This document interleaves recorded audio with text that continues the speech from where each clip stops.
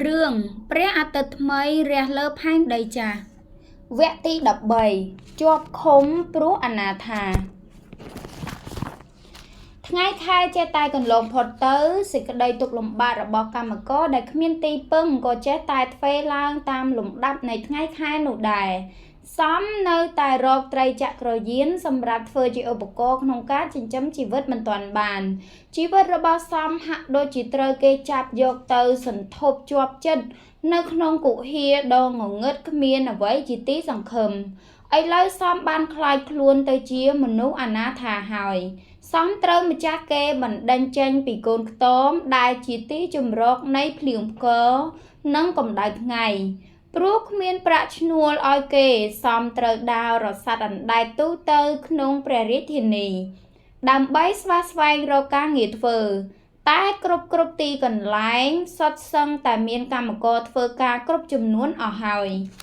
យប់នោះមហាមេឃបានបង្អុរភ្លៀងធ្លាក់ជោកជាំព្រះធរណី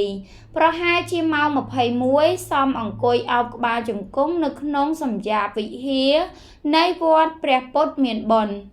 មើលទៅទីវត្តអារាមហាក់ដូចជាជម្រកពិសេសសម្រាប់ទទួលនៅអ្នកកំសត់ទុរគតគ្រប់ប្រភេទពេលល្ងាចនេះសំត្រូវអត់អាហារព្រោះគ្មានប្រាក់ទិញសំអង្គុយរំពឹងគិតដល់ជីវិតរបស់ខ្លួនដែលកំពុងតែជួបប្រទះនឹងវិបត្តិដ៏ធ្ងន់ធ្ងរ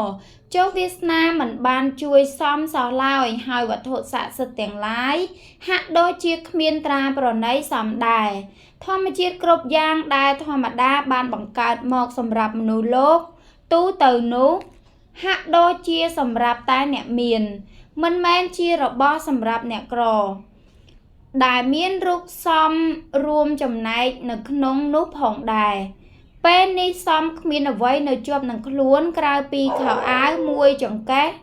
នោះឡើយការរំពឹងគិតរបស់សំត្រូវសូន្យទៅនៅពេលដែលមានពន្លឺភ្លើងពិលមួយបានបញ្ចេញរស្មីភ្លឺផ្លែតមកចំមុខរបស់សំខណៈនោះភ្នាក់ងារប៉ូលីស2នាក់បានដើរតម្រង់មករកសំណែគាត់នេះភ្នាក់ងារប៉ូលីសម្នាក់សួរឡើងដោយសំឡេងក្រឡមកអង្គុយនៅកន្លែងងងឹតអញ្ចឹងធ្វើអីហ្នឹងសំមិនបាននឹកផិតភ័យអ្វីឡើយព្រោះយល់ថាខ្លួនជាមនុស្សល្អបរិសុទ្ធបាទលោកសំឆ្លើយឡើងមកអង្គុយច្រកភ្លៀងបើអញ្ចឹងក្រោកឡើងភ្នាក់ងារប៉ូលីសម្នាក់ទៀតសួរផ្ទះឯងនៅឯណាសំនឹកឡើងភ្លាមថាខ្លួនគេអាចត្រូវភ្នាក់ងារប៉ូលីសចោទថាជាមនុស្សអនាថាបានហើយអាចត្រូវប៉ូលីសចាប់យកទៅឃុំខ្លួនបានសំក៏ប្រញាប់ឆ្លើយឡើងថាបាទនៅទួលតាពុងភ្នាក់ងារប៉ូលីសបាននាំគ្នាស្ទាបឆែកឆេរមើលតាមហោប៉ាវខោអាវនិងចង្កេះខោរបស់សំហើយក៏សួរតទៅទៀតថាឯងនៅដល់ទូទំពូងមិនក៏មកអង្គុយឯងនៅដល់ទួលតាពុងមិនក៏មកអង្គុយធ្វើអីនៅឯនេះទៅវិញទៅបកទៅបកសិនពេលនោះសំផ្លាស់ទឹកមុខហើយសួរទៅភ្នាក់ងារប៉ូលីសវិញថាខ្ញុំបាទមានរឿងអីទៀតប្រុសមិនបាច់សួរទេភ្នាក់ងារប៉ូលីសម្នាក់ឆ្លើយឡើងគេប្រាប់ថាឲ្យទៅបកត្រូវតែទៅមិនឮទេខ្ញុំចាប់អ្នកឯងនេះក្នុងឋានៈដែលខ្ញុំសង្ស័យថា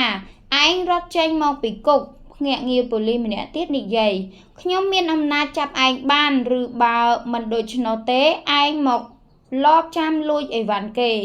ព្រោះមុខមាត់ឯងគួរឲ្យសង្ស័យណាស់ទៅឆាប់ឡើងបើរឹងទៅតឹងគ្នាដាក់ខ្នោះឥឡូវហ្នឹងចុះខ្ញុំបាទនឹងត្រូវជាប់គុកទេឬទៀនប្រុសសំនិយាយឡើងទាំងមួម៉ៅអ្នកក្រដែលស្លៀកពាក់ខោអាវរហែករយីរយ៉ៃហើយអង្គុយនៅត្រង់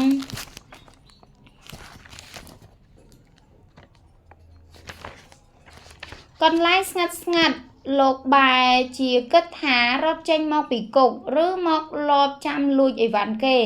ចុះពួកអ្នកជីឡានមិនក៏លោកមិនទៅអញ្ជើញគេឲ្យទៅបកក្នុងឋានៈដែលលោកសង្ស័យថាលបរត់ចេញពីគុកឬបើកឡានទៅរកប្លន់ទៅទៀនប្រុសអានេះចំណាប់មែនភ្នាក់ងារប៉ូលីសម្នាក់និយាយកាត់ឡើងវាចេះនិយាយមុតប្រាយដោយពួកអ្នកកាសែតអញ្ចឹងផងណទៅឆាប់ឡើងកុំត្រេះត្រោះអីទៀតឯងដឹងឬទេថារាជការកំពុងចាត់វិធានការដើម្បីបំបត្តិមនុស្សអនាថាបើអញ្ចឹងមិនក៏រាជការមិនរកការងារឲ្យរាជក្រីក្រធ្វើផងទៀនប្រុសសំនិយាយឡើងទាំងទឹកមុខស្មើហើយរាជការមិនក៏មិនរកផ្ទះជួលឲ្យរាជដោយតម្លៃថោកផងមនុស្សយើងគ្រប់គ្នាសុទ្ធតែចង់មានផ្ទះនៅចង់មានការងារធ្វើដូចគ្នាទាំងអស់ទៀនប្រុសភ្នាក់ងារប៉ូលីសម្នាក់យាដៃឡើងធ្វើទំនងដូចជាចង់ផ្ទះកំភ្លៀងសំតែក៏មិនហ៊ានផ្ទះព្រោះរបវាយដំច្រំធាក់មនុស្សក្នុងពេលឥឡូវនេះមិនសូវមានអ្នកហ៊ានប្រព្រឹត្តប៉ុន្មានឡើយភ្នាក់ងារប៉ូលីសម្នាក់ទៀតចាប់ដៃសំទាញកន្ត្រាក់ហើយកំហកថាណែអានេះកុំមាត់រឹងពេកទៅមកសំខំថ្មិញគ្រូចដោយសារអត់សង្កត់ចិត្តហើយមិននិយាយថាអ្វីទៀតព្រោះទាំងដើរទៅជាមួយនឹងភ្នាក់ងារប៉ូលីសដោយស្រួល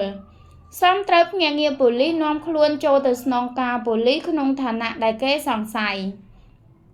ជីវិតរបស់អ្នកក្រតែងប្រព្រឹត្តទៅយ៉ាងនេះគឺនៅស្ងៀមក៏ត្រូវគេចាប់យកទៅឃុំឃាំងហើយទម្រាំនឹងរកផុសតាងបង្ហាញឲ្យឃើញថាជាមនុស្សល្អត្រឹមត្រូវនោះក៏ត្រូវរងទុក្ខវេទនានៅក្នុងកន្លែងឃុំឃាំងអស់ពី3ថ្ងៃទទេការសើចសួរខាងប៉ូលីសមិនប្រកាសថាសំមានរឿងអាជ្ញាធរជាប់នៅនឹងខ្លួនហេតុនោះក្រោយពេលដែលប៉ូលីសបានចាប់យកទៅឃុំឃាំងអស់ពីថ្ងៃខាងមន្ទីរស្នងការប៉ូលីសក៏បានដោះលែងសំឲ្យមានឥស្សរភាពវិញព្រមទាំងដាស់តឿនសំថាឲ្យរកការងារធ្វើឲ្យមានមុខរបរបើមិនដូច្នេះទេគឺបាននៅតែដើររសាត់តត្រាត់តែតទៅទៀតគេនឹងចាប់យកទៅឃុំទៀតសំបានអធិប្បាយប្រាប់ប៉ូលីសវិញថានេះវាជាពេលតច្រករបស់ខ្ញុំបាទទៀនប្រុសបើព្រះតេជគុណអាណិតអាសូរបងប្អូនមនុស្សរួមជាតិនោះសូមព្រះតេជគុណមេត្តាយកខ្ញុំបាទធ្វើជាអ្នកបម្រើម្នាក់ផងទៅចុះទៀនប្រុសខ្ញុំបានពេញចិត្តនឹងតបស្នងសងគុណព្រះតេជគុណយ៉ាងពេញសមត្ថភាពឯប្រាក់ខែប្រាក់ថ្ងៃនោះស្រេចតែព្រះតេជគុណអាណិតប្រទានឲ្យខ្ញុំបាទទេទៀនប្រុសខ្ញុំបាទសុំតែមួយរស់ប៉ុណ្ណោះខ្ញុំជួយសង្គ្រោះអីអ្នកឯងមិនបានទេលោកភូជួយអធិការប៉ូលីសនិយាយពាក្យសម្ដីទន់ភ្លន់ដែលសម្ដែងនៅការអាណិតអាសូរខ្ញុំក៏បានប្រាក់ខែតែបន្តិចបន្តួចល្មមតែចិញ្ចឹមប្រពន្ធកូនគ្រប់គ្រាន់ប៉ុណ្ណោះខ្ញុំក៏អាណិតឯងណាស់ដែរតែមិនដឹងជាធ្វើយ៉ាងម៉េចទេកុំអន់ចិត្តអីនេះជាកម្មរបស់ឯងដែលកើតមកជាអ្នកក្រសូមឯងខំប្រឹងប្រែងខ្លួនឯងទៅចុះសំចេះតែដើរខ្ចាត់ព្រាត់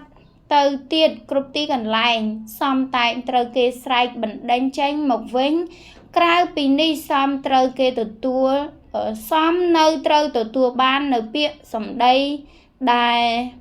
សង្គាដល់ត្រចៀកទៀតព្រោះតែខោអាវរហែករយីរយ៉ៃនោះឯងដែលធ្វើឲ្យសំបានទទួលនៅការរង្គៀសនិងការមើលងាយមើលថោកពីអ្នកធំនិងអ្នកមានភាគច្រើនវគ្គទី14សិលធម៌និងដំបាយ1 2 3ថ្ងៃបានកន្លងផុតទៅ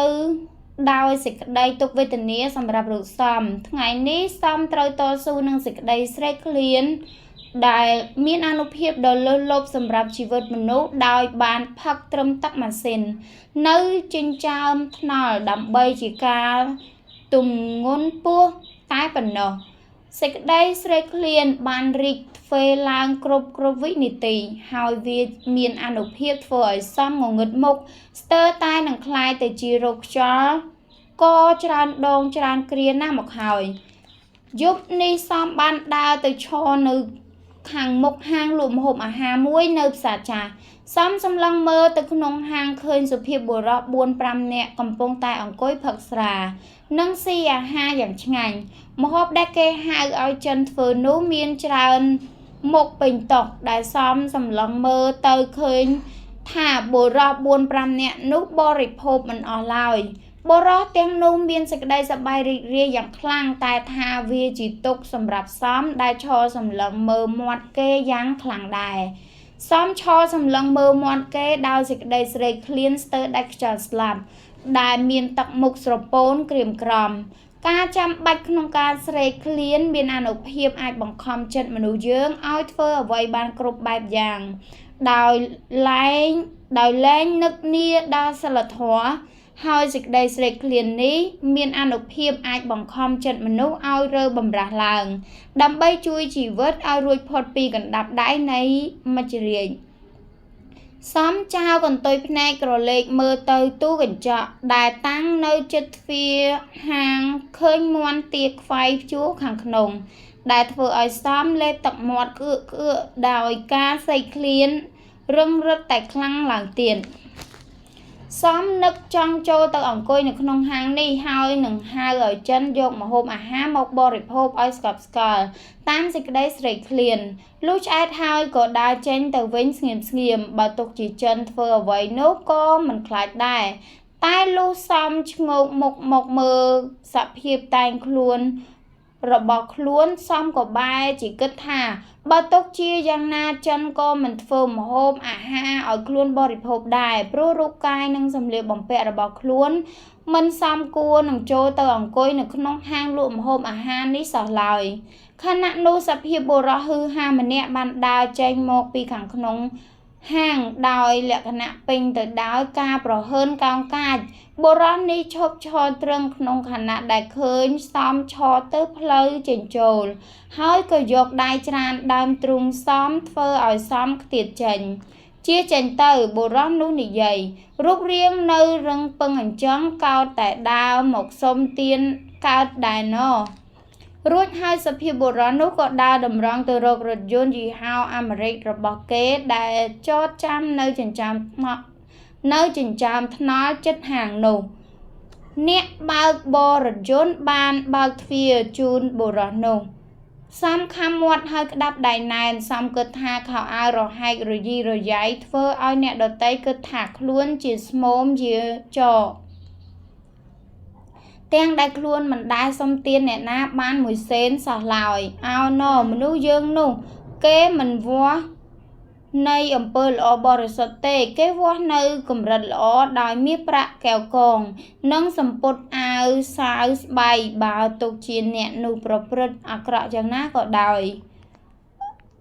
ណូសំគិតទាំងមួម៉ៅអញធ្វើជាមនុស្សល្អមកយូរយារណាស់មកហើយតែសេចក្តីល្អនោះមិនដែលឲ្យផលអីដល់អញសោះអញត្រូវតែជួយខ្លួនអញឲ្យរួចផុតពីសេចក្តីស្លាប់ក្នុងគ្រានេះម្ដងសិនសេចក្តីស្រេកឃ្លានបានបង្ខំចិត្តគំនិតរបស់សំឲ្យប្រែប្រួលផ្លាស់ប្ដូរពីបាតដៃទៅជាខ្នងដៃភ្លាមភ្នែកទាំងពីររបស់សំប្រែទៅជាក្រហមហើយស្រវាំងព្រើលសំបានដើរចេញពីកន្លែងនោះហើយបានទៅដល់មុខរោងភាពយន្តតារាដោយទឹកមុខស្រពោនក្រៀមក្រំពេលនោះគាត់ជួនជាភាពយន្តដល់ពេលចាប់រឿងមនុស្សម្នាទាំងឡាយប្រជ្រៀតគ្នាចេញពីរោងភាពយន្តសំក្រឡេកមើលទៅឃើញបុរសស្ត្រីក្នុងវ័យកណ្ដាល2នាក់កំពុងប្រជ្រៀតគ្នាចេញមកពីក្នុងរោងភាពយន្តដែរបុរសនិងស្ត្រីទាំង2នាក់នេះតែងខ្លួនរៀបរយស្រគត់ស្រគំមានបែបភាកបង្ហាញឲ្យដឹងថាជាអ្នកមានទ្រព្យសម្បត្តិស្ដុកស្ដម្ភស្ត្រីមានរូបរាងធាត់បន្តិចហើយនាងកាន់កាបូបស្បែកក្រពើនៅដៃខណៈនោះសំកាត់ចិត្តប្រព្រឹត្តនៅការទុច្ចរិតភ្លាមដោយនឹកជឿជាក់ថានៅក្នុងកាបូបស្បែកក្រពើនោះបើហោចណាស់ក៏គង់មានប្រាក់ល្មមនឹងជួយជីវិតខ្លួនឲ្យបានរួចផុតពីការដាច់ពោះស្លាប់បានមួយពេលដែរ អំណាចនៃសេចក្តីអាក្រក់ថោកទាបបានកើតឡើងដល់ចិត្តគំនិតរបស់សំហើយសំដើរសរសៀរចូលទៅចិត្តហើយក៏កញ្ឆក់កាបូបស្បែកក្រពើយកចេញពីដៃនៃស្ត្រីនោះភ្លាមជួយផងស្ត្រីនោះស្រែកឡើងចោលឆក់សំរត់យ៉ាងលឿនចូលទៅក្នុងសារមន្ទីរជាតិសំកំពុងតែប្រថុយខ្លួននឹងគុកច្រវាក់ព្រោះតែការស្រេកឃ្លានអ្នករត់ទាំងឡាយគេរត់ប្រណាំងប្រជែងគ្នាយករង្វាន់តែសំរត់ព្រោះឆក់ប្រាក់ដើម្បីនឹងយកទៅទិញអាហារបរិភោគដែលប្រែសេចក្តីថារត់ប្រណាំងនឹងការដាច់ពោះស្លាប់គ្រានេះជាគ្រាដំបូងបំផុតក្នុងជីវិតដែលសំបើកឆាកនៃប្រព្រឹត្តទុច្ចរិតខុសកន្លងច្បាប់ប្រជាជននិងភ្នាក់ងារប៉ូលីសបានរត់ដេញតាមក្រោយសំបានរត់កាត់ទៅខាងក្រោយសារមន្ទីរជាតិឆ្លងទៅដល់សាលារចនាសភាពងងឹតបានជួយឲ្យសំកិច្ចខ្លួនរួចផុតពីការចាប់ចងយ៉ាងគួរព្រឺព្រួយសំបានចូលទៅសំងំពួននៅជិតរោងថែវខាងក្រោយសាលារចនាហើយបើកកាបូបហូតយករបស់ទាំងអស់មកដាក់នៅក្នុងហោប៉ៅអាវក្រោយពេលបោះកាបូបចោលហើយសំក៏ដើរចេញពីកន្លែងនោះភ្លាមសំបានរួចខ្លួននៅពេលដែលបានហែករបងអំពើទឹកខាងជើងដើរចេញទៅសំនឹកអៀនខ្មាស់ខ្លួនឯងយ៉ាងខ្លាំងព្រោះនឹកដល់កំហុសដ៏ធ្ងន់របស់ខ្លួនសំធ្លាប់បានបដិញ្ញាចិត្តថាបើទុកជាក្រលំបាកយ៉ាងណាក៏សុខចិត្តតែពីប្រកាន់ភ្ជាប់នៅសិលធម៌មិនប្រព្រឹត្តអាក្រក់តែពេលនេះសំត្រូវធ្វើជាចោរឆក់របស់គេក៏ព្រោះសេចក្តីស្រេកឃ្លានយ៉ាងខ្លាំងដែលធ្វើឲ្យសំអត់ទ្រាំមិនបានអ្នកដែលមិនធ្លាប់អត់បាយរមែងមិនដឹងថាសេចក្តីស្រេកឃ្លាននោះវាមានអានុភាពយ៉ាងណាឡើយសំខំដើរយ៉ាងលឿនចេញពីកន្លែងនោះហើយមួយសន្ទុះក្រោយមកសំក៏បានដើរទៅដល់បរិវេណផ្សារចាស់ដែលពោពេញទៅដោយតូបលក់ម្ហូបអាហាររបស់ពួកចិនយួនតាំងនៅរៀងគ្នាសំចូលទៅអង្គុយនៅត្រង់តុនៃតូបមួយដែលនៅទីនោះហើយហូតយករបស់ចេញពីហោប៉ៅមកមើលសំភ្ញាក់ព្រឺតក្នុងខណៈដែលឃើញក្រដាសប្រាក់100រៀលជាង30សន្លឹកក្រដាសប្រាក់10រៀលនិង5រៀល7-8សន្លឹកព្រមទាំងរបស់ឯទៀតជាច្រើនសំស្រែកហៅចិនឲ្យធ្វើបបរ30ជោគ1ចាននិងទឹកតែទឹកកក1កែវក្លិននៃអាហារក្នុងផ្សារចាស់នេះបានរកួនច្រមុះរបស់សំជាខ្លាំងស្ទើរតែរងចាំចិនលើកបបរយកមកឲ្យមិនបានសំបរិភោគបបរ30ជោគដោយមិនរវីរវល់នឹងអ្នកណាព្រោះសេចក្តីស្រេកឃ្លានដែលបានអត់បាយមួយថ្ងៃមកហើយសំគិតថាបបរបែបនេះប្រហែលជា5ចានទៀតទើបឆ្អែតសំស្រែកហៅចិនឲ្យយកបបរ1ចានថែមទៀតសំបាត់អស់កម្លាំងរសេះរសោះហើយបានប្រែទៅជាមានកម្លាំងឡើងវិញសំនឹកត្រេកអរនឹងព្រះជាម្ចាស់និងវត្ថុស័ក្តិសិទ្ធិទាំងឡាយដែលបានជួយឃុំគ្រងខ្លួនឲ្យបានរួចផុតពីការចាប់ចងឃុំឃាំងនៃម្ចាស់ទ្រព្យនិងភ្នាក់ងារប៉ូលីសហើយជាពិសេសបានជួយខ្លួនឲ្យរួចផុតពីការដាច់ពោះស្លាប់ប្រហែលជា20នាទីក្រោយមកគឺក្រោយពេលដែលបបរចានទី2បានចូលទៅក្នុងពោះហើយសំក៏បានឆ្អែតស្កប់ស្កល់ដែលប្រែសេចក្តីថាសំបានរួចខ្លួនពីសេចក្តីស្លាប់ហើយសំបានហៅចិនឲ្យយកបារីបាស្គូនិងឈើគូសមកអុជជក់បង្ហុយផ្សែងត្រឡោមហាក់ដូចជាបន្ធូរអារម្មណ៍ឲ្យអណ្ដែតត្រសែតទៅលើអាកាសជាមួយនឹងផ្សែងបារីនោះហើយសំនឹកដល់មីដែលកំពុងតែដេកឈឺនៅនឹងកន្ទេលមិនអាចប្រកបការងាររកស៊ីចិញ្ចឹមជីវិតបានក្រោយពេលឲ្យប្រាក់ចិនរួចហើយសំក៏ឡើងជិះត្រីចក្រយានធ្វើដំណើរតម្រង់ទៅផ្ទះមីពេលជិះត្រីចក្រយានទៅតាមផ្លូវសំបានលូកហោប៉ៅអាវទាញយករបស់ទាំងអស់ចេញមកមើលសំឃើញទឹកអប់មួយដបតូចនិងម្សៅមួយប្រអប់តែលុះដកប្រអប់មួយទៀតយកមកហើយសំដូចជាភ្ញាក់ព្រឺត នៅក្នុងប្រអប់តូចនេះមានចិញ្ចៀនពេជ្រ2វង់និងបន្តោងពេជ្រ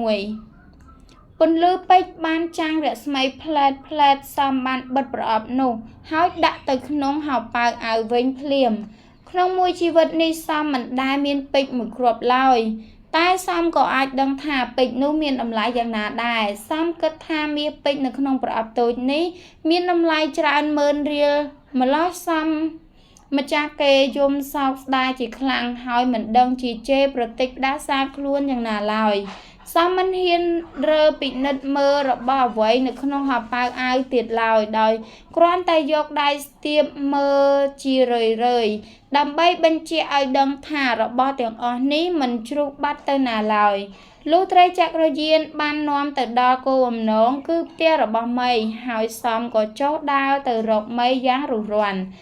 សំបានឃើញមីកំពុងបីកូនទាំងឈឺនៅត្រង់មាត់ទ្វារផ្ទះហើយមីក៏ស្រែកសួរសំដោយការរុះរាយថាសំឬមកសំចូលមកឯងរកស៊ីក្លូបានធាក់ហើយឬនៅសំចូលទៅអង្គុយជិតមីហើយនិយាយឡើងទាំងទឹកមុខញញឹមថានៅតែរកមិនបានអញ្ចឹងបងមីតែដែលខ្ញុំនៅមិនទាន់ដាច់ពោះស្លាប់នេះរាប់ថាជាគុណបុណ្យណាស់ទៅហើយសំនិយាយផងសម្លឹងមើលទៅក្នុងផ្ទះផងចុះបងមុំទៅណាហើយបងវាទៅលក់នំហើយសំ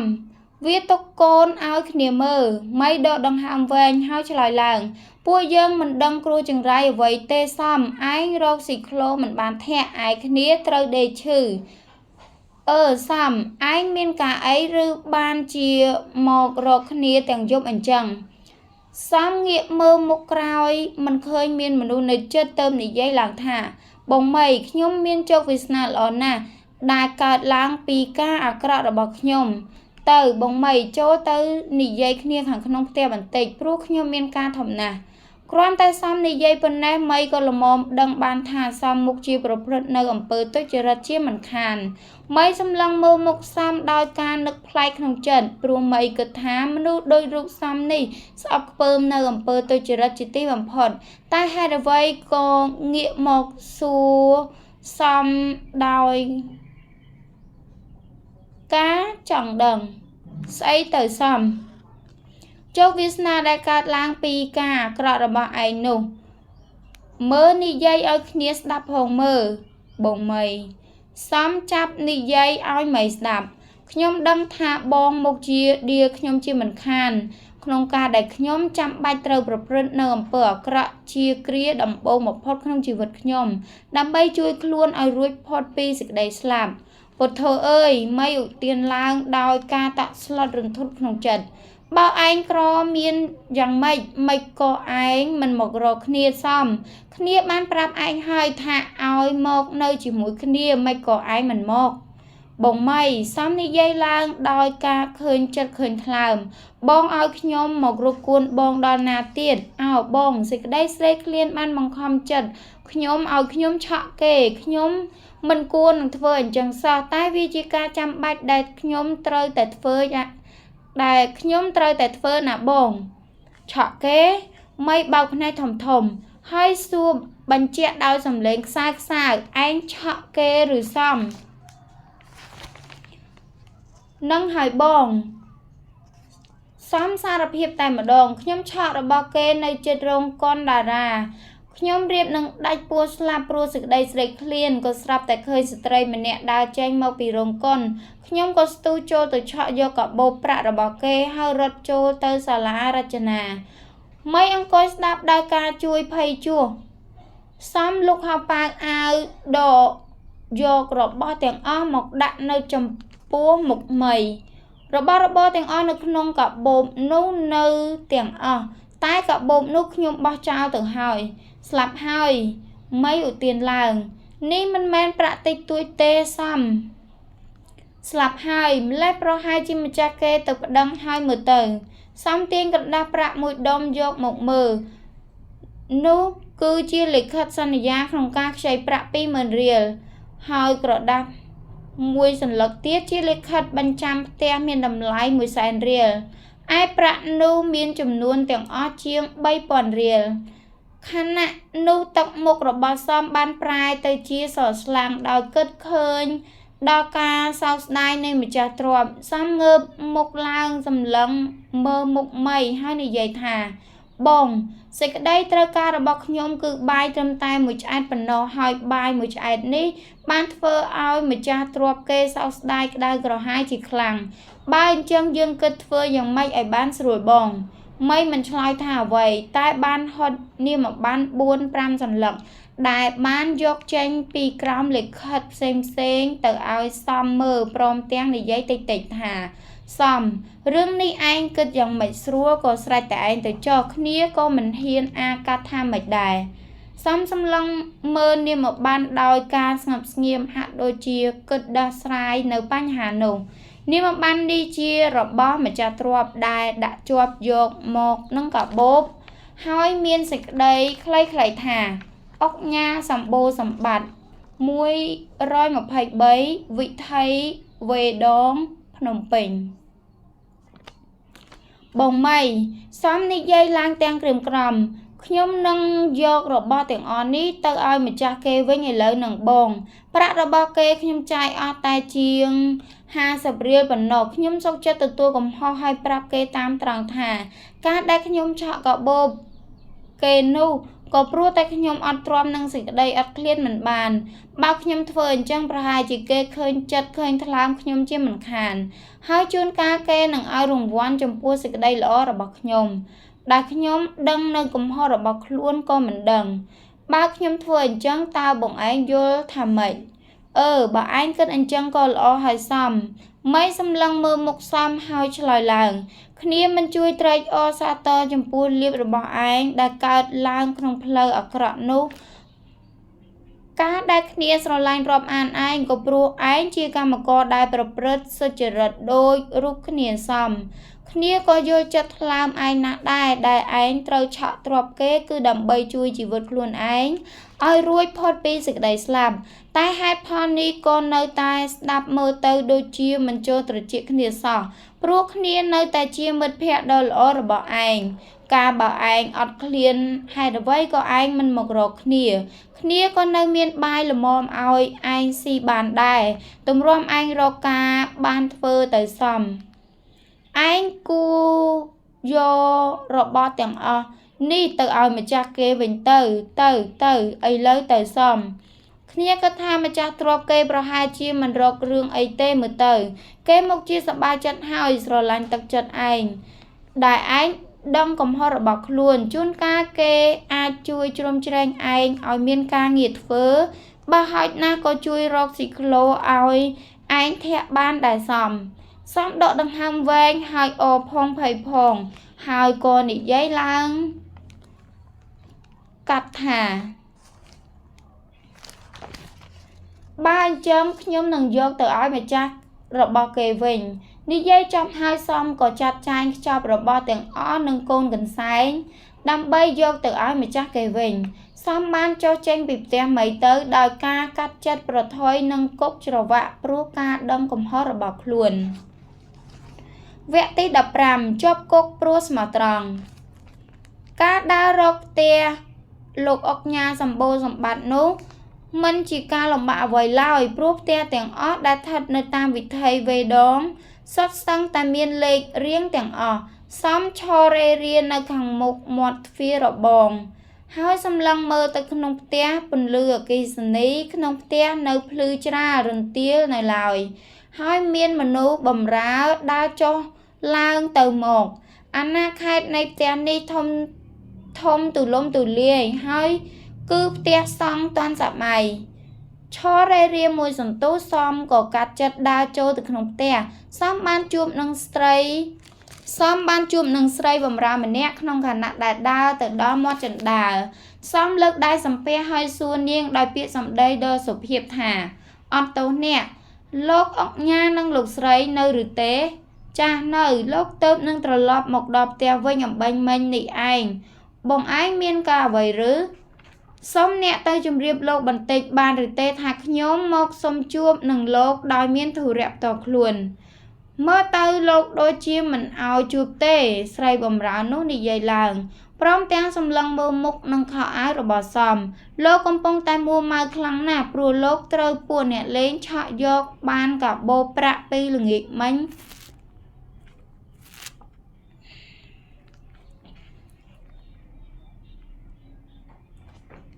លោកកំពុងតែមួម៉ៅខ្លាំងណាស់ព្រោះលោកត្រូវពួកអ្នកលេងឆក់យកបានកាបូបប្រាក់ពីល្ងាចមិញនេះឯងបើអញ្ចឹងស្រួលហើយសមនិយាយហើយសើចឡើងខ្ញុំសូមអ្នកចូលទៅជម្រាបលោកថាអ្នកលេងដែលបានឆក់យកកាបូបប្រាក់របស់លោកនោះគឺរូបខ្ញុំនឹងឯង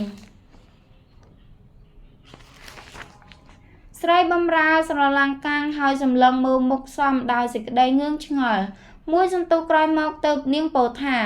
ចាបើអញ្ចឹងស្រួលហើយខ្ញុំនឹងចូលទៅជម្រាបលោកឥឡូវហ្នឹងស្រីបំរើនោះក៏ឡើងទៅលើផ្ទះវិញយ៉ាងរួសរាន់ខណៈនោះលោកអុកញ៉ានិងលោកស្រីដែលទើបតែត្រឡប់មកពីមន្ទីរស្នងការក្រមព្រះនគរបាលវិញនោះកំពុងតែអង្គុយសម្រាកកាយដោយការនឹកមួម៉ៅក្តៅក្រហាយស្ដាយទ្រព្យដែលបានបាត់បង់នោះស្រីបំរើដើរបន្ទន់ខ្លួនចូលទៅជិតលោកទាំងពីរដោយការគោរពលោកស្រីបំរើជំរាបលោកស្រីអ្នកលេងដែលបានឆក់កាបូបលោកស្រីនោះឥឡូវនេះវាមកសុំជួបនឹងលោកស្រីវាបានប្រាប់ថាវានាំយករបស់ទាំងអស់នោះមកប្រគល់ជូនលោកស្រីវិញលោកអុកញ៉ានិងលោកស្រីហាក់ដូចជាស្រឡាំងកាំងដោយការងឿងឆ្ងល់ព្រោះលោកមិនដែលឃើញចៅណាមួយលួចយកទ្រព្យគេហើយយកមកប្រគល់ឲ្យម្ចាស់គេវិញដូច្នោះឡើយឯងនិយាយថាម៉េចលោកអុកញ៉ាសួរបញ្ជាក់ដោយការចង់ដឹងអាចៅដែលវាឆក់កាបូបនោះវាយកអីវ៉ាន់មកឲ្យវិញឬចាស្រីបំរើឆ្លើយឡើងវាយកអីវ៉ាន់មកជូនវិញឥឡូវវាឈរនៅមាត់ជណ្ដើរលោកអុកញ៉ានិងលោកស្រីស្ទុះក្រោកឡើងហើយនាំគ្នាដើរចេញទៅមើលសមដោយការរួសរាន់លោកទាំងពីរឈប់ឈរសម្លឹងមើលមុខសមដោយការពិនិត្យពិច័យលោកស្រីចេះតែនឹកម៉មីថាហាក់ដូចជានៅចាំមុខសមបាននៅឡើយសមបានបន្ទន់ខ្លួនចុះហើយលើកដៃសំពះលោកអុកញ៉ានិងលោកស្រីដោយសេចក្តីគោរពនៅត្រង់មាត់ជណ្ដើរនោះឯងឈ្មោះអីលោកស្រីសួរឡើងនៅឯណាសូមលោកស្រីមេត្តាអត់ទោសផងចុះទៀនប្រុសសមឆ្លើយឡើងព្រមទាំងលើកដៃសំពះខ្ញុំបានជាអ្នកឆក់កាបូបលោកស្រីទៀនប្រុសអញដឹងហើយព្រោះអញនៅចាំមុខឯងបានលោកស្រីនិយាយកាត់ឡើងតែអញចង់ដឹងថាឯងឈ្មោះអីនៅឯណាខ្ញុំបាទឈ្មោះសំទៀនប្រុសឈ្មោះសំលោកស្រីឧទានឡើងតិចរូបរាងមុខមាត់ឯងដូចជាគ្រាន់បើដែរតែហេតុអីក៏ឯងរកស៊ីលួចឆក់គេអញ្ចឹងនៅគ្រប់ចំនួនទាំងអស់ទៀនប្រុសសំឆ្លើយឡើងហើយជូនរបស់ទាំងអស់នោះទៅលោកអុកញ៉ាសម្បូរសម្បត្តិប្រាក់ខ្ញុំបាទចាយអស់តែ50រៀលប៉ុណ្ណោះឯកាបូបនោះខ្ញុំបាទចាំបាច់ត្រូវក្រវែងចោលទៅហើយទៀនប្រុស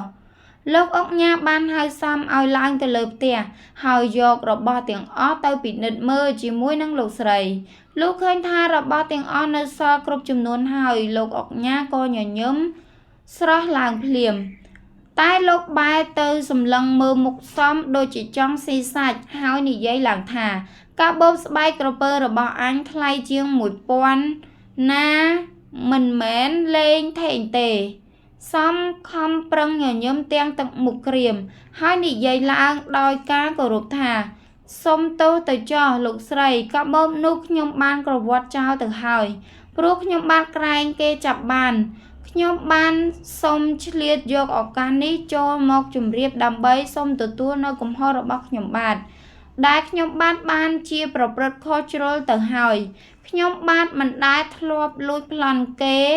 មកពីពេលមុនសោះទៀនប្រុសខ្ញុំបាទជាអ្នកធាក់ស៊ីក្លូតែខ្ញុំបាទរកស៊ីក្លូធាក់មិនបានថ្ងៃនេះខ្ញុំបាទអត់បាយពេញមួយថ្ងៃព្រោះគ្មានប្រាក់ទិញសេចក្តីស្រេកឃ្លានបានបង្ខំចិត្តខ្ញុំបាទឲ្យហ៊ានប្រថុយឆក់កាបូបលោកស្រីដើម្បីយកប្រាក់ទៅទិញបាយទទួលទាន តែលោកខ្ញុំបានឃើញប្រាក់និងរបស់ដ៏មានតម្លៃជាច្រើនព្រមដោយនាមបាននោះខ្ញុំបាទក៏ប្រញាប់ប្រញាល់យកមកជូនលោកស្រីវិញខ្ញុំបាទសង្ឃឹមថាព្រះតេជគុណនិងលោកស្រីមកជាអាណិតអាសូរខ្ញុំបាទហើយអត់ទោសឲ្យខ្ញុំបាទជាមិនខានពួកឯងនេះវាអញ្ចឹងលោកអុកញ៉ានិយាយផងសើចផងដោយហួចចិត្តហួថ្លើមកំហុសរបស់ឯងនេះវាធ្ងន់ណាស់អញអត់អោនឲ្យមិនបានទេហេតុផលដែលឯងអាងថាការដែលឯងធ្វើចោលលួចឆក់ព្រោះសេចក្តីស្រេកឃ្លាននោះអញស្ដាប់ដូចជាមិនចូលត្រចៀកសោះខណៈនោះទឹកមុខរបស់សំឡើងស្លាំងដូចជាអត់ឈាមភ្លាមព្រោះសំមិនបានជានឹកនាថាលោកអុកញ៉ានឹងនិយាយយ៉ាងនេះសោះឡើយបើតាមធម្មតាមនុស្សទាំងឡាយដែលលើកលែងទោសឲ្យមនុស្សទុច្ចរិតក្នុងពេលដែលជននោះដឹងនៅកំហុសរបស់ខ្លួនព្រោះក្រៅពីការបានរបស់ទ្រព្យមកវិញហើយជនទុច្ចរិតនោះបានដឹងនៅកំហុសរបស់ខ្លួនដែលគួរតែបានទទួលនៅសេចក្តីមេត្តាត្រាំប្រណីពីម្ចាស់ទ្រព្យទៀតផងមុនពេលដែលសំនិយាយថាអ្វីតទៅទៀតលោកស្រីក៏និយាយលោឡាឡើងថាអញស្ដាយកាបូបរបស់អញណាស់ឯងយករបស់អញទៅលាក់ទុកឯណាទេដឹងទេលោកស្រីសំឆ្លើយឡើងបើខ្ញុំបានលាក់កាបូបនោះទុកខ្ញុំបាទចាំនាំយកមាសប្រាក់នុយមាសប្រាក់នោះមកជូនលោកស្រីវិញធ្វើអីទៀនប្រុសពេលនោះលោកស្រីស្រែកឲ្យអ្នកបម្រើរបស់លោកឲ្យចូលមកជិតហើយលោកបង្គាប់ទៅអ្នកបម្រើឲ្យនាំគ្នាហើយលោកបង្គាប់ទៅឲ្យអ្នកបម្រើឲ្យនាំខ្លួនសំទៅប្រគល់ឲ្យប៉ូលីសសំផិតភ័យជាខ្លាំងនៅពេលដែលបានឮពាក្យបង្គាប់របស់លោកស្រីនេះអានេះគឺជាចៅដែលឆក់កាបូបអញពួកឯងនាំយកវាទៅបកទៅប្រយ័ត្នកុំឲ្យវារត់រួចណារបស់របរអីអញយកពីវាមកវិញទាំងអស់យកពីវាមកវិញអស់ហើយមុនពេលអ្នកបម្រើនិងអ្នកបម្រើបរយន្តនាំខ្លួនទៅប្រគល់ឲ្យប៉ូលីសសំបានក្រាបសំពះអង្គវកសុំទោសលោកអុកញ៉ាសម្បូរសម្បត្តិនិងលោកស្រីម្ដងទៀតព្រះតេជគុណលោកស្រីសូមមេត្តាអត់ទោសឲ្យខ្ញុំបាទម្ដងទៀតទៀនប្រុសបើយកខ្ញុំបាទទៅឲ្យប៉ូលីសខ្ញុំបាទមកជាជាប់គុកហើយអើឯងដឹងថាជាប់គុកដែរលោកស្រីនិយាយឡើងដោយការខឹងសម្បាបើឯងខ្លាចជាប់គុកអញ្ចឹងឯងធ្វើចោលធ្វើអីអញអត់ទោសឲ្យឯងមិនបានទេស្រេចតែប៉ូលីសទៅចុះសំងើបមុខឡើងសម្លឹងមើលមុខលោកអុកញ៉ានិងលោកស្រីដោយក្រសែភ្នែកដែលសម្ដែងនឹងការអង្វរលោកស្រី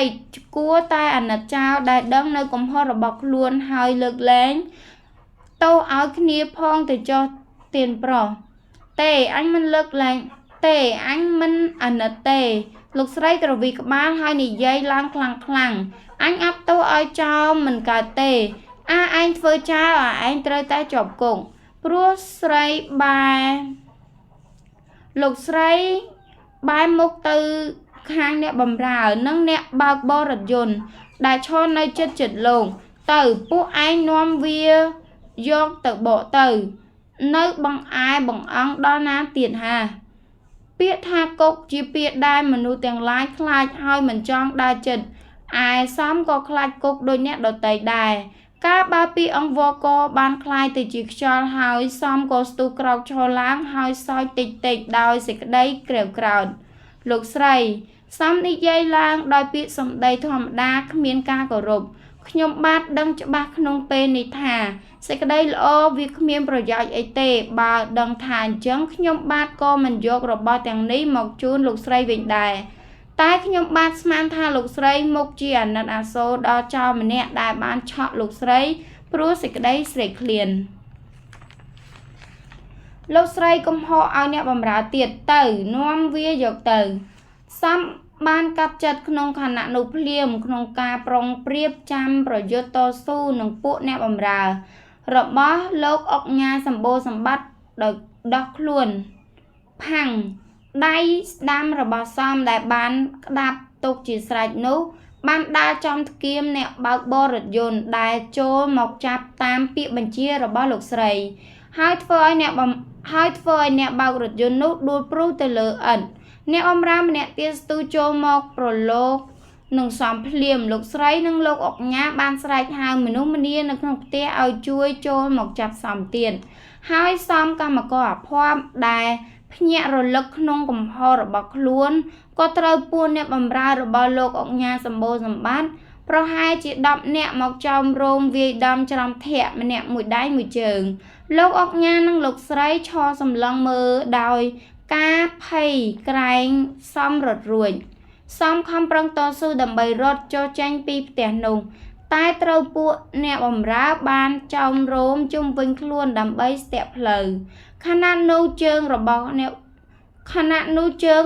កណាមួយបានធាក់ត្រូវត្រង់ពោះសំពេញទំហឹងធ្វើឲ្យសំដួលចុះភ្លាមក្នុងពេលដួលចុះនេះសំត្រូវពួកគេចោមធាក់ទាត់តាមចិត្តទាល់តែលោកអុកញ៉ាស្រែកខាត់ណាស់ហើយប៉ុណ្ណឹងបានហើយតិចលោវាងាប់ទៅនាំឲ្យពិបាកដល់អញនេះវាគ្រាន់បើណាស់ផងវាដាល់អាគុណដួលពី3ត្រឡប់ទៅនាំគ្នាជួយលើកវាឡើងហើយយកវាទៅបកទៅបន្តិចទៀតអញទៅតាមក្រោយសំឈឺចាប់ក្រំគ្រាពេញរាងកាយពួកអ្នកបម្រើបានចាប់ទាញកន្ត្រាក់អាវឲ្យសំក្រោកឡើងរង្វង់មុខរបស់សំហើមពោឡើងចិញ្ចើមនិងបបោមាត់បែកឈាមសំត្រូវពួកអ្នកបម្រើអស់ចេញពីផ្ទះទាំងកម្លាំងហាក់ដូចជាគ្មានអាណិតអាសូរមេត្តាត្រាប្រណីអ្វីបន្តិចបន្តួចណាសោះឡើយក្នុងពេលម៉ោងជាមួយគ្នានោះសំក៏បានទៅជ្រកនៅក្នុងទីឃុំឃាំងរបស់ប៉ូលីសពិតណាស់បើទុកជាយ៉ាងណាក៏ដោយសំក៏មុខជាត្រូវតុលាការកាត់ទោសដាក់គុកក្នុងឋានៈជាចោរលួចឆក់ជាមិនខានតែសំក៏សុខចិត្តទទួលយកនៅបាបកម្មដ៏ធ្ងន់នោះដោយការចាំបាច់ដែរការនេះជាទារុណកម្មនៃម្ចាស់ទ្រព្យដែលមិនអាណិតអាសូរឬមេត្តាត្រាប្រណីដល់សំដែលជាមនុស្សធ្វើខុសហើយព្រមទទួលនៅកំហុសនោះសោះដូច្នោះកម្មករអ្នកមានបាបកម្មគួរឲ្យអាណិតក៏ត្រូវក្រុមប៉ូលីសបញ្ជូនខ្លួនទៅតុលាការតាមពាក្យចោទរបស់អាយកាចោទក្នុងឋានៈជាអ្នកលួចឆក់ទ្រព្យសម្បត្តិរបស់គេចម្លើយព្រមទទួលសារភាពតាមពាក្យចោទទាំងអស់ដោយឥតមានប្រកែកតវ៉ាអ្វីឡើយហើយបានជម្រាបតុលាការថាហេតុដែលនាំឲ្យខ្លួនឆក់ទ្រព្យរបស់គេនោះគឺព្រោះតែសេចក្តីស្រេកឃ្លានប៉ុន្តែចម្លើយបានសុំនៅសេចក្តីអនុគ្រោះពីតុលាការសូមឲ្យតុលាការមេត្តាបន្ធូរបន្ថយទោសខ្លះប៉ុណ្ណោះមើលទៅហាក់ដូចជាថាតុលាការក៏បានអនុគ្រោះដល់ចម្លើយខ្លះដែរលោកចៅវាយបានវិនិច្ឆ័យកាត់សេចក្តីដាក់គុកសំចំនួន6ខែសំត្រូវឈានជើងចូលទៅកាន់គុកធំនៃក្រុងភ្នំពេញម្ដងទៀតថ្ងៃខែបានកន្លងផុតទៅដោយសេចក្តីទុក្ខលំបាកជាខ្លាំងទាំងរាងកាយនិងចិត្តជីវិតក្នុងគុកធំរបស់សំម្ដងនេះគ្មានមិត្តភក្តិណាចូលទៅសាកសួរសុខទុក្ខសោះឡើយសំត្រូវគេប្រើឲ្យធ្វើការធ្ងន់ហើយរត់នៅដោយអាហារអាក្រក់ហើយរស់នៅសំត្រូវគេធ្វើឲ្យសំត្រូវគេប្រើឲ្យធ្វើការធ្ងន់ហើយរស់នៅដោយអាហារអាក្រក់ក្នុងមួយថ្ងៃតែ 4-5 ម៉ាត់ប៉ុណ្ណោះ6ខែនៅក្នុងគុកធំសំបានស្រកសាច់ឈាមចុះជាច្រើនទាល់តែខុសប្រក្រតីស្ទើរតែមើលមុខមាត់មិនយល់សំខំខាំថ្មិញមានអ្នកអត់ធ្មត់ទទួលទោសអត់ធន់តស៊ូនឹងសេចក្តីទុក្ខវេទនានៅក្នុងគុកធំទីបំផុតអិសរភាពជាទីស្នេហាក៏បានវិលត្រឡប់មករកសំវិញព្រឹកនោះលោកចៅវាយរងនៃពន្ធនាគារបានហៅសំមកចូលទៅជួបហើយប្រាប់ដំណឹងថាសំត្រូវរួចទៅហើយព្រោះតុលាការបានចេញដីកាបង្គាប់ឲ្យដោះលែងខ្លួន គុកគេធ្វើឡើងសម្រាប់ដាក់មនុស្សខូចមនុស្សអាក្រក់អ្នកទោសទាំងអស់គឺជា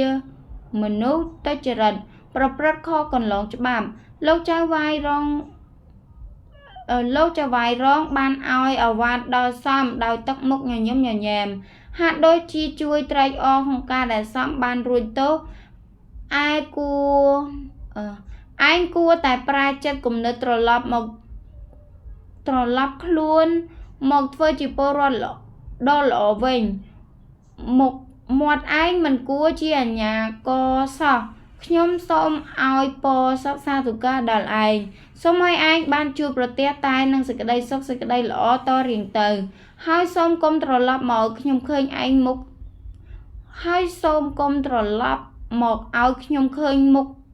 វិញទៀតសាធុសូមលើកដៃសំពះទទួលពរសិក្សាទូការនេះរាប់ថាជាព្រះគុណដ៏ធំលើសលប់ដែលព្រះរាជគុណមេត្តាដាស់តឿនក្រើនរំលឹកហើយឲ្យពរសិក្សាទូការដល់ខ្ញុំបាទ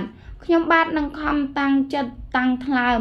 ធ្វើឲ្យខ្លួនបានទៅជាពលរដ្ឋដ៏ល្អតរៀងទៅ